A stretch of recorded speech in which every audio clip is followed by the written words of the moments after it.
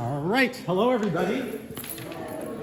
Nice seeing you on this rainy day for another one of our free Wednesday concerts. Thank you for being here. Thank you for taking a second to turn anything off that might create noise or emit light during the concert. We'd appreciate it. It'll won't distract your neighbors or the performer. So today we're very excited to present a faculty concert for you, vocal concert featuring Professor Glenn Carlos, who conducts the choirs here, teaches voice, teaches music fundamentals, and two of our other esteemed colleagues, Dr. Frank Garvey, our staff accompanist and collaborator, and Professor Richard Kahn will be accompanying him as well. So it's you get a triple threat today. And we're excited about that. And so today, as you can see, it's going to be a vocal concert, and Professor Carlos is going to sing a number of songs from very, very different styles, classical music and some in foreign language, music that might be sort of considered cabaret music, more intimate in style, and then a couple of jazz tunes at the end. And I'll leave it to him if he wants to introduce any of them, or we can talk about it afterwards. But for those of you in my class and those of you not, what we've been talking about in our class is sung drama and danced drama as well. I don't know if there'll be any dancing in today's concert, but probably not. Ballet, if you're interested. But we've been talking about dramas related to music in song, in ballet, and in film music. And so just some of the things to throw out there to think about is how does each song, besides how the music makes you feel when you hear it, which is the way most of us respond to music, emotionally how we connect to it, what is happening musically? What is the melody like? What are the rhythms like? Do they support what's going on in the story of the song or not? You may feel they directly connect to it, but in some cases you might think, wow, that accompaniment sounds like it's going against the voice, and that may be very deliberate by a songwriter or composer. So just a few things sort of to keep in mind. And then we'll have a few minutes at the end that we can speak with the musicians about what they do or about this concert. You can see on the back there's a few upcoming concerts, and please note the days that we will not have live music. They're listed too. There's a QR code at the bottom you can scan or share with your friends and invite them to come to the concerts. These concerts are open to everybody, so we'd love to have you here. And my last little shout out is to our Valley College radio station, KVCM, back there. Christina's back there recording the concert, and we're happy to have that collaboration with them too. Okay, talked enough. Please welcome Professor Glenn Carlos.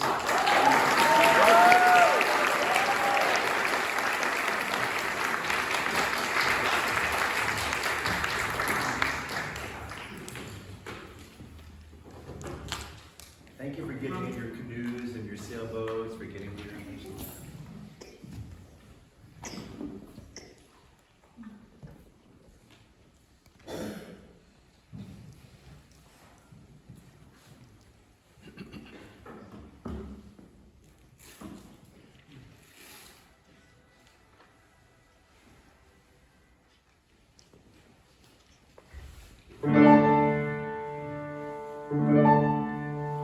Sing God a simple song, louder, louder. Make it up as you go along, louder, louder. Sing like you like to sing.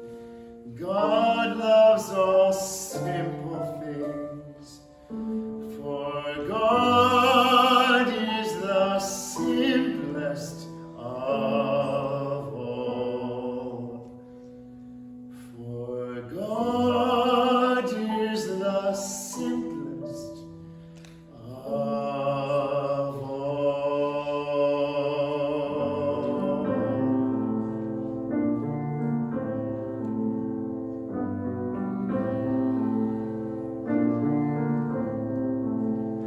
I will sing the Lord a new song, to praise him, to bless the Lord. I will sing his praises while I live all of my days.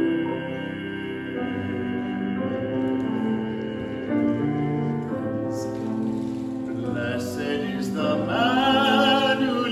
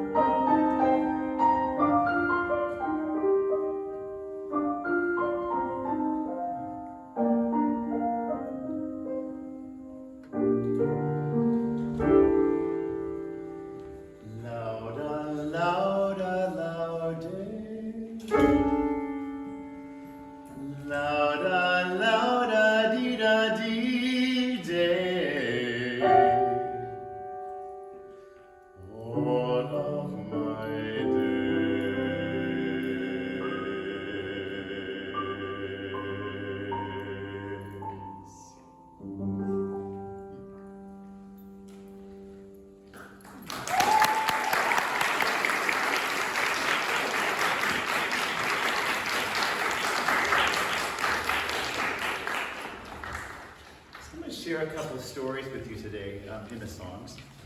This next song is called LAVC. It's by Gabriel Fauré, and it's just from the Romantic period. So we're talking about sort of around the opera period. And so let me read you a translation to give you sort of a modern feel about it. So LAVC, the cradles. Okay. Along the dock are the big ships that are moving silently with the tide, and they pay no attention to the cradles rocked by the women's hands. But the day of parting will come, for it is that women will weep, and their men with thirsty spirits shall seek enticing horizons. On that day, these great ships leaving the harbor behind will feel their hulls held back by the soul of the distant cradles. So what we got going on here is that these women are rocking cradles. These women are rocking their cradles, and they're trying to supposedly comfort their babies. What they're really doing is trying to comfort themselves. So what's happening is that their husbands are seamen, and they come home from a big long haul at sea, and then and everything's good. Everything's good and happy at home. But then these women see the big ships start to come in with all the cargo and to pick up the men. And they're really bummed because they know that when those men get on the ships and go to other ports, they're going to be seeing other women. So it's sort of this, and the ships are unaware, except that somehow, even though ships are inanimate objects, when the ships are you're pulling out of the port, they're sort of feeling the pull of the cradles behind them. So the modern version of this would be somebody who's like a flight attendant or an airline pilot, or somebody who's going to fly off to other places. And their partners at home going, have a good trip, babe. And they're pretty bummed out because they know they're going into somebody else's arms.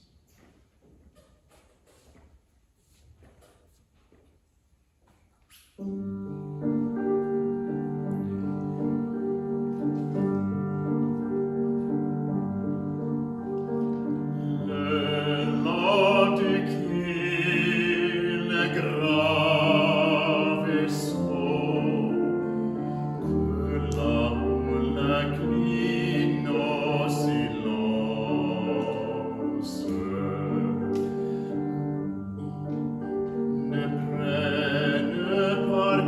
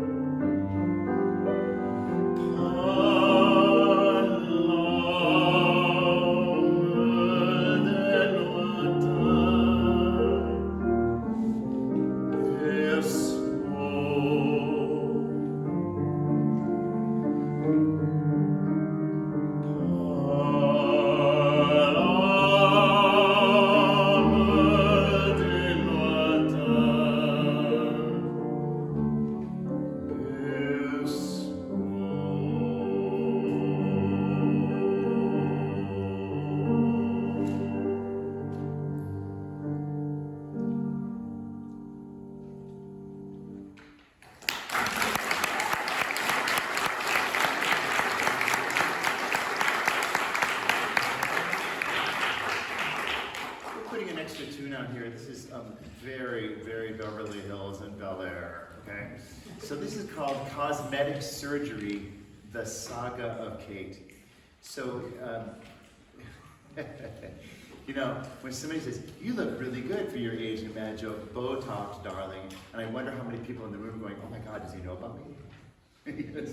so it's Botox and filler and threads, and my Lord, the industry is huge out here.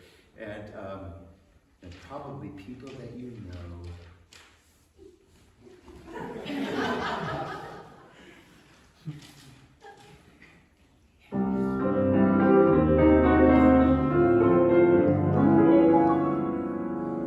All my friends are getting younger than ever.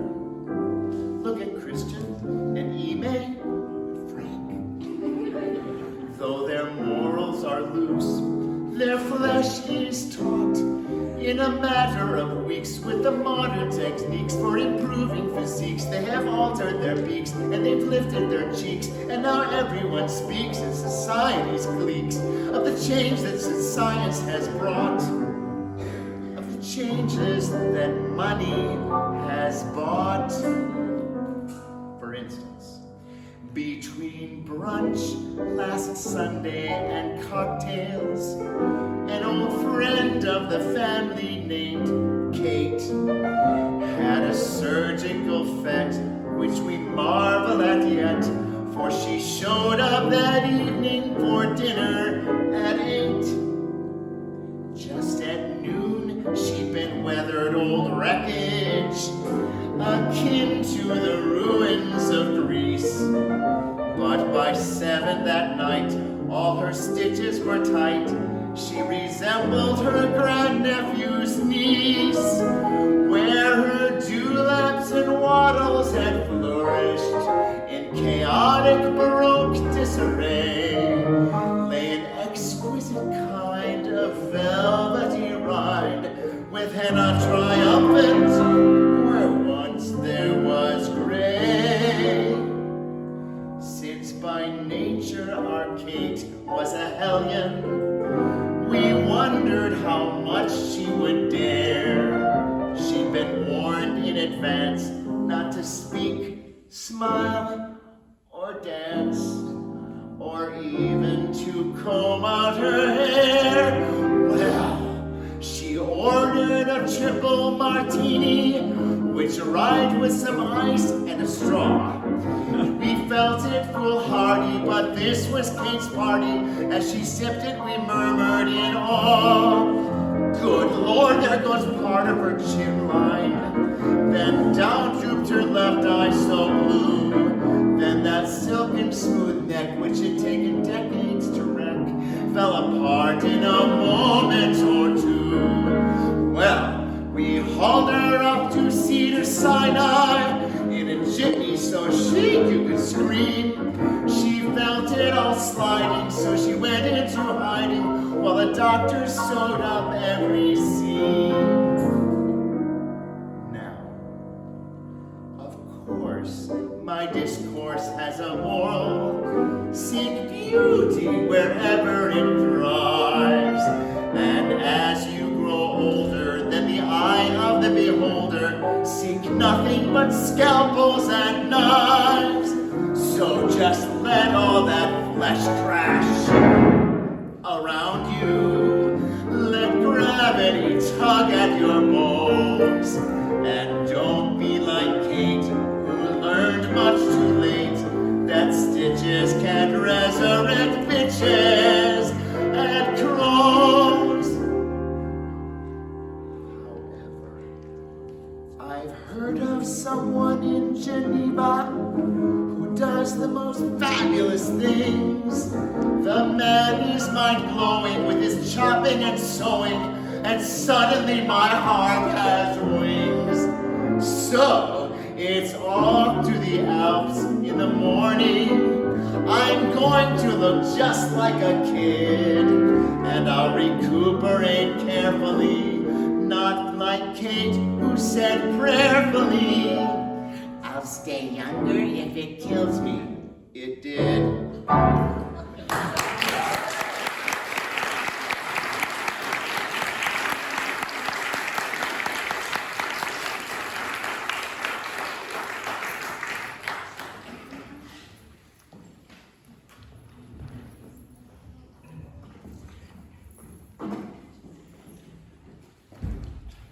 We're getting to that age where we know very few people who still have tattoos on their arm from being captive by the Holocaust. We're just growing out of that age, and thank God. I mean, Jewish people keep it alive and they keep us aware. But hopefully we just keep growing through those things and we leave them behind us, but it just keeps like we get rid of one and another one comes.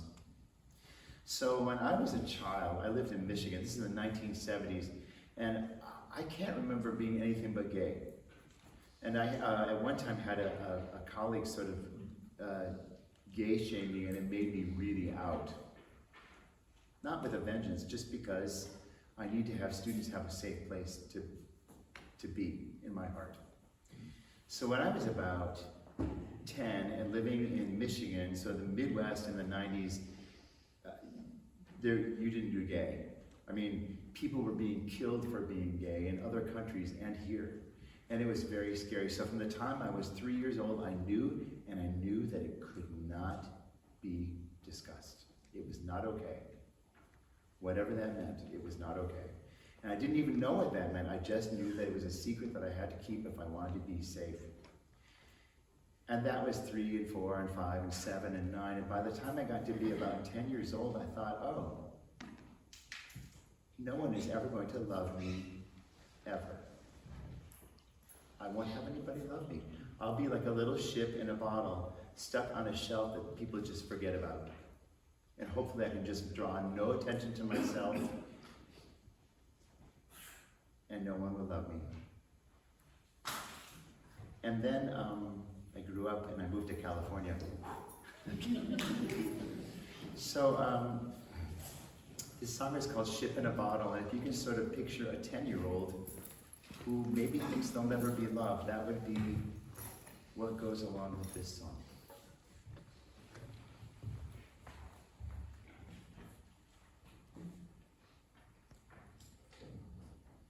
I'm just going to take a quick peek in my book here for a second.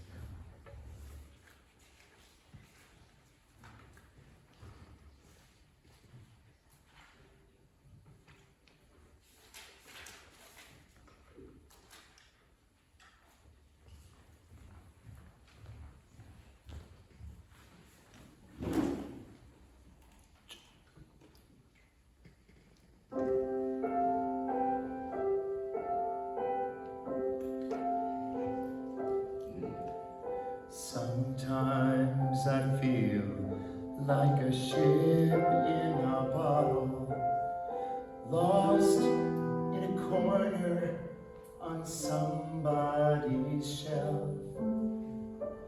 Ship-shape and unborn and perfect and useless, a copy of someone who could be myself. Somebody made me, they put me together with patience and loving and pieces of string, caught on a crepe paper ocean, and never to feel the waves wash me or hear my heart sing. And I wait for the heart of a little boy sailor to come break the bottle and help me be free. 'Cause then I will know if I'm floating or sinking, and I'll have my chance on the wind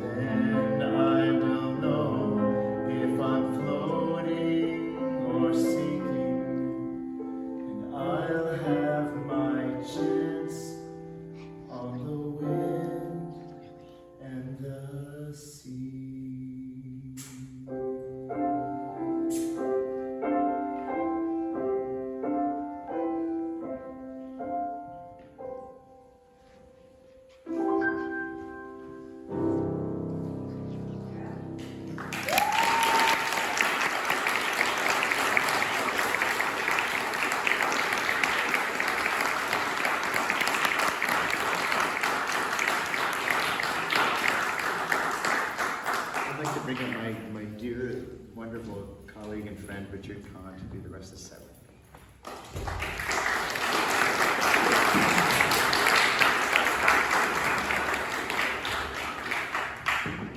So as long as we're on the gay game, so Billy Strayhorn is a name that you might or might not know. Billy Strayhorn was part of the Duke Ellington band, and so what it would be like, if you don't know that name, it'd be like the person who wrote the tunes for Taylor Swift. So he wrote a lot of songs that were played by this big band and made very popular. And he too was a gay child, and at 16 said, well, I'm not safe here in the United States, so I will go to Paris. And he went to Paris and lived a little bit of a life and met some really artsy and artistic people. And then came back and still was, what do I do about my living in music? And he met Duke Ellington, who took him under his wing and helped him learn more about writing and arranging for a big band and more composing, and really filled that life up with love. And so this is about his, Billy Strayhorn's time in Paris.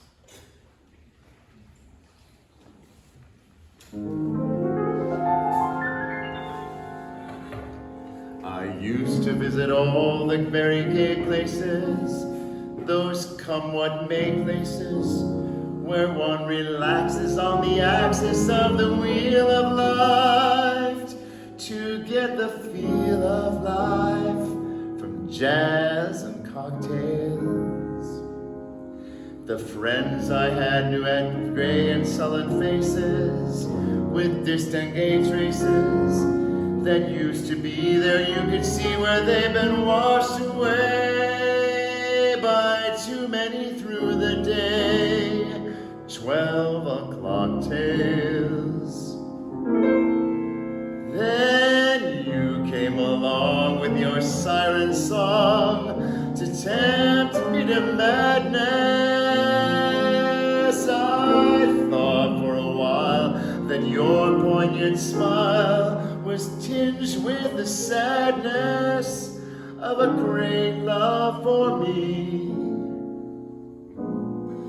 Ah, yes, I was wrong. Again, I was wrong.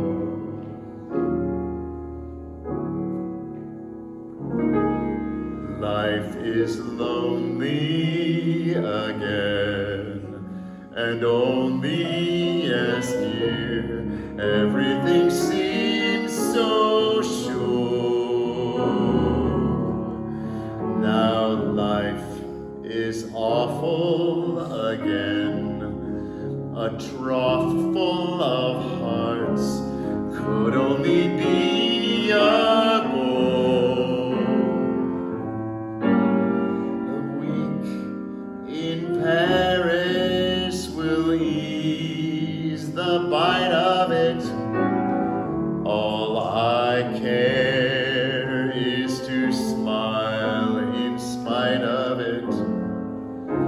I'll forget you, I will, and yet you are still burning inside my brain. Romance is mush, stifling those who strive. I'll live a lush life in some small time, and there I'll be while I rot with the rest of those whose lives are lonely too.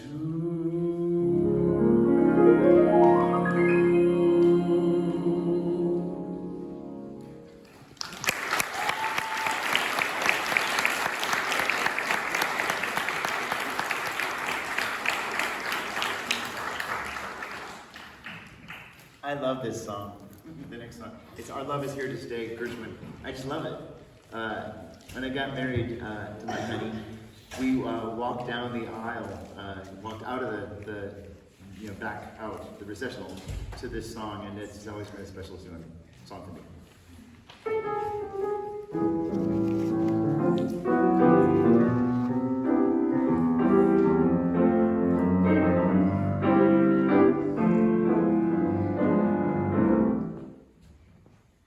It's very clear our love is here to stay, not for a year, but ever and a day. The radio and the telephone and the CDs that we know may just be passing fancies, and in time may go. But oh my dear, our love is here to stay. Together we're going a long, long way. In time the Rockies may crumble, Gibraltar may tumble, they're only made of clay. But our love is here to stay. Shadow me up, bobo de boda, let it go down. Shadow bo bedo, let it, bedo bo bo bo bo bo de boda boda. Shibido bo shibado, shabado bo bledo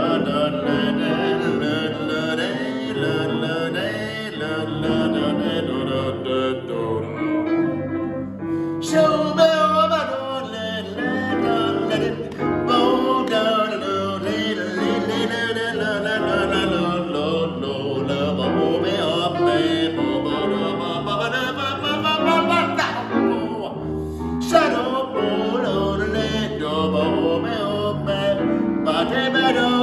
go down,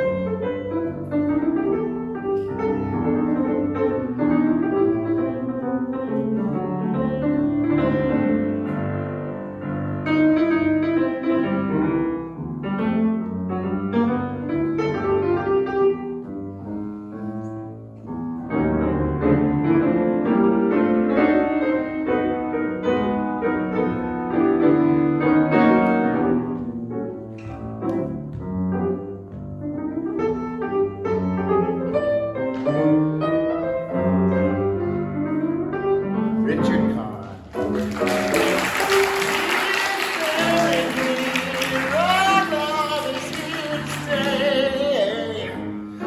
Together we're going